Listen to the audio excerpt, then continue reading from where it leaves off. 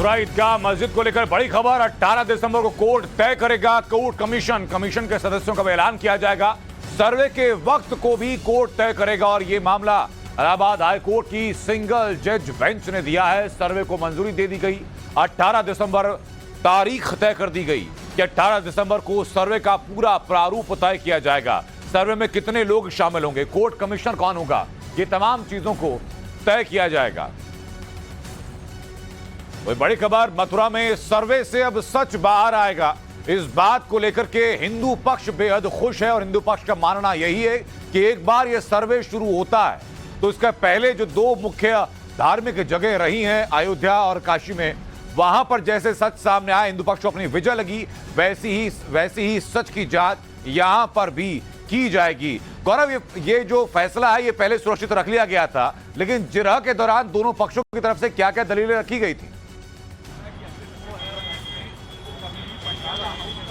बिल्कुल, देखिए, हिंदू पक्ष के जो दावे हैं हम उसे लगातार बताते रहे हैं कि जिनमें वो ये दावा करते हैं कि जो समझौता 1968 का था वो गलत तरीका था, यानी कि दूसरा पक्ष हिंदू पक्ष की तरफ से जिसने ये समझौता किया वो समझौता करने के लिए उसकी कानूनी स्थिति ठीक रही थी।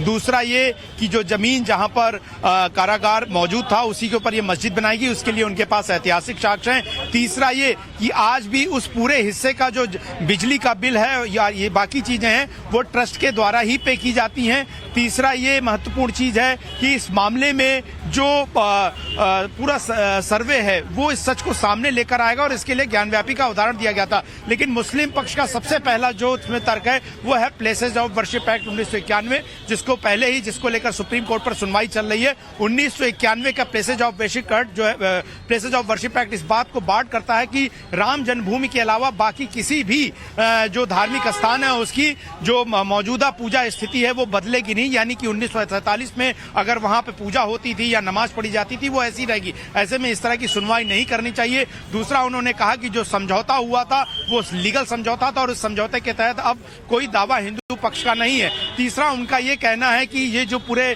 दावे हैं कि वहां पर जन्मभूमि मौजूद है शाही ईदगाह मस्जिद के नीचे, ये पूरी तरह से निराधार है और इनका कोई औचित्य नहीं है। इन्हीं मामलों को लेकर जो है लगातार ये बातें कहती गई। मुस्लिम पक्ष ने यह भी कहा कि लंबे समय से मुस्लिम और हिंदू पक्ष दोनों है, मथुरा के हिस्से में एक तरफ जो है मंदिर में पूजा होती है तो दूसरी तरफ अजान होती है। तो इन मुद्दों को लेकर ही जिस तरह की सुनवाई हमें ज्ञानव्यापी के मामले में देखती रही वैसे ही मथुरा जन्मभूमि में मिली। लेकिन चूंकि इस बात को लेकर इनकार नहीं किया जा सकता है कि एक सच को सामने आने के लिए जिसकी मांग एक पक्ष लगातार कर रहा है, ऐसे में इलाहाबाद हाईकोर्ट ने मुनासिब समझा है कि कोर्ट कमिश्नर के सर्वे का आदेश दे दिया जाए। और वह ये एक पहला कदम है जहां पर हिंदू पक्ष मानता है कि उनकी सबसे बड़ी जीत ये पहला ही कदम है, क्योंकि इस पहले कदम तक आने में उन्हें लंबी कानूनी लड़ाई लड़नी पड़ी, कई आंदोलन। गौरव, ये कानूनी पहलू हुआ, लेकिन इसका पॉलिटिकल पहलू क्या है? मनीष, मैं आपसे जानूंगा। एक छोटे से ब्रेक का वक्त है, ब्रेक के बाद वापस लौटेंगे। मनीष से जानेंगे कि पॉलिटिकल पहलू क्या है, रिएक्शंस क्या सामने आ रहे हैं।